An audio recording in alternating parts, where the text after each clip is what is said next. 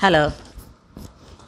This time I am sharing my explanation on Tirukkural. This I prepared for Satsang speech.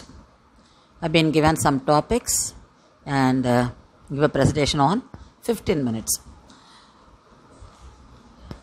When we prepare or when we do any reference work, we find out interesting information and we enjoy reading it.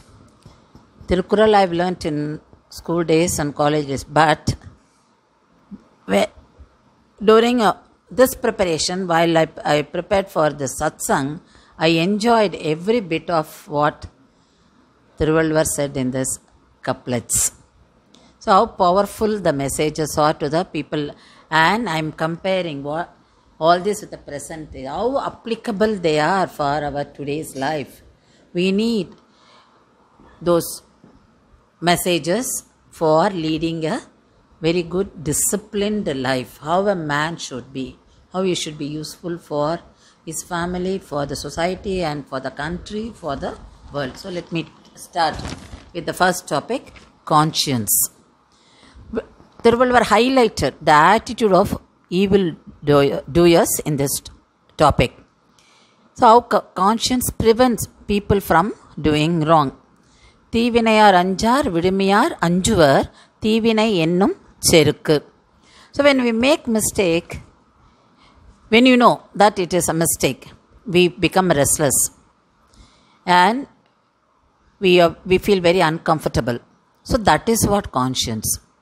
So the thoughts disturb us and cause pain to us. So the result is that conscience does not allow us to repeat the mistake again in our life. So this is what people who listen, who respect the conscience, do not do mistakes. Whereas the people who continuously do, for example, if I say robbers, thieves, they continuously do, from one house to another house, or this month, that every day they keep doing that. So those who do not mind what the conscience says, they do it continuously. They continue these evil actions. These evil actions are very dangerous. They are more dangerous than the fire. We see forest fire, we can see how quickly the trees catch up fire, and it is very difficult to put off the fire. The same way, when you pick up evil actions, it is very difficult to get rid of it. That is why we should get rid of it at the beginning stage itself. Otherwise, it is difficult to get out of it. So Gandhi in his autobiography has mentioned this. When he was young, first time he had a non-veg and he felt very restless. That night was sleepless for him because he thought he had done something. He killed an animal and ate, and he did not inform his parents. So these thoughts disturbed him a lot, and that made him very painful. So that conscience did not allow him to eat non-veg after that in his life, any more time in his life. See, as far as he was concerned, taking non-veg was a sin.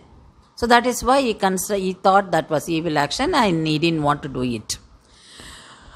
So, self-control. If you have self-control, you can stop doing evils. Self-control is the highest form of knowledge. Sometimes what happens, we see people doing the wrong things, but we are not able to stop it. At that time or during such situation, it is better we not participating in that.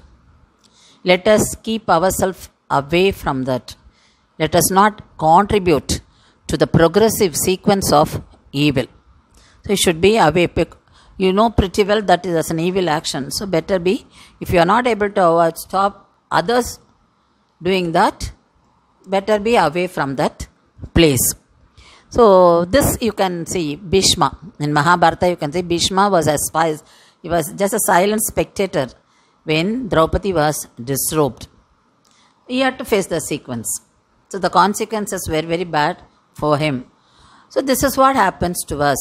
So every action has its own reaction. So the actions, evil doers cannot escape from the actions. It is like when we walk, the shadow also follows us.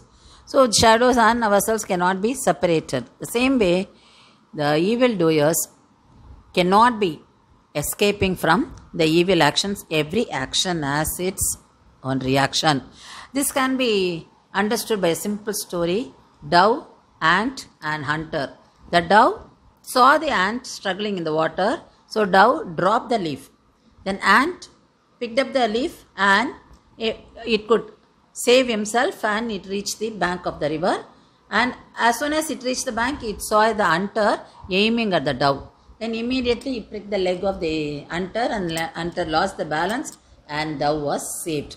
So the evil action of hunter was paid off immediately. So this is how things happen in our life. So we should be aware of the evil actions and do not get into that.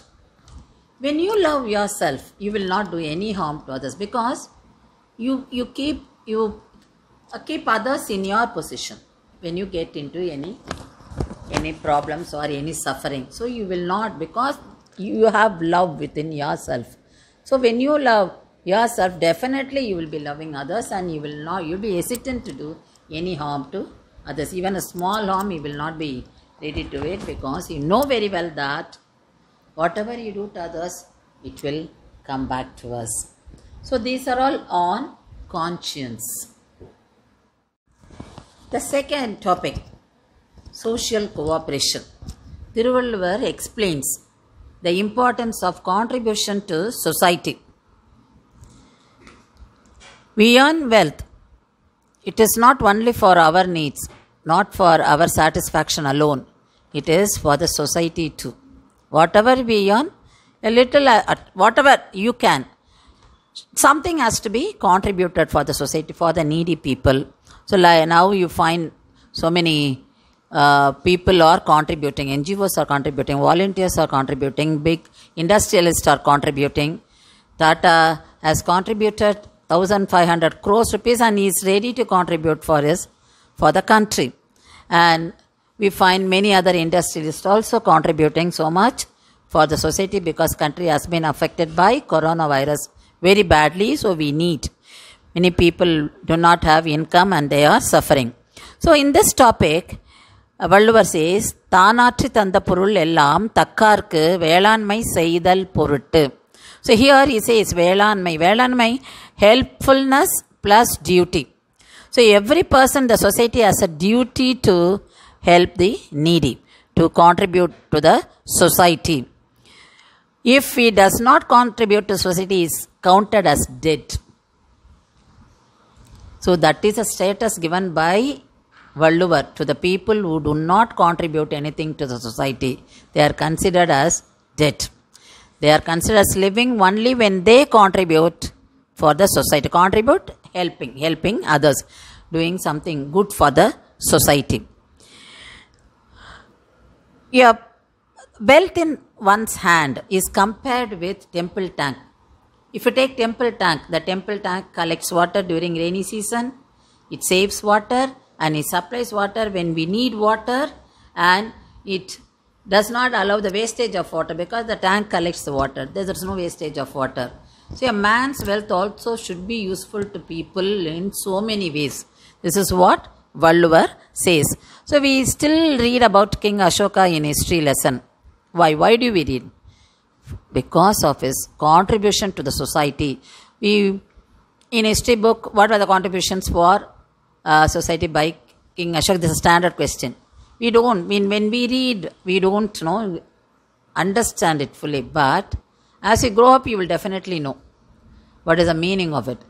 So he planted trees on both the sides. He dug canals. He built tanks, and he made a lot of social contributions, social welfare schemes. So the temple tanks which were constructed in the medieval period are helping people at this stage. It is today.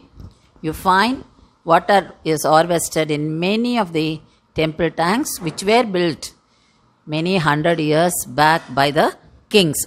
So the kings contributed a lot for the public welfare. So wealth in a large-hearted man is compared with a drug tree, the tree which is useful for medicinal purposes. The roots are useful, the leaves are useful, the barks are useful. They are curing many diseases. So they help. The entire tree helps the people from getting relieved of ailments.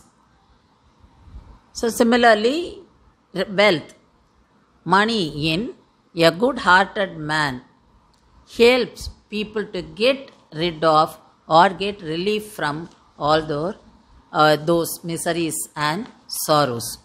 So this is what Thiruvalluvar spoke about social cooperation. Now this period is giving us, we are able to witness all this in this period. So who are the people helping who do not like to share any of their money for the social, for the society, for the social purpose? So we know who are the people who earn good name in the minds of people. So because he talks about the public esteem too.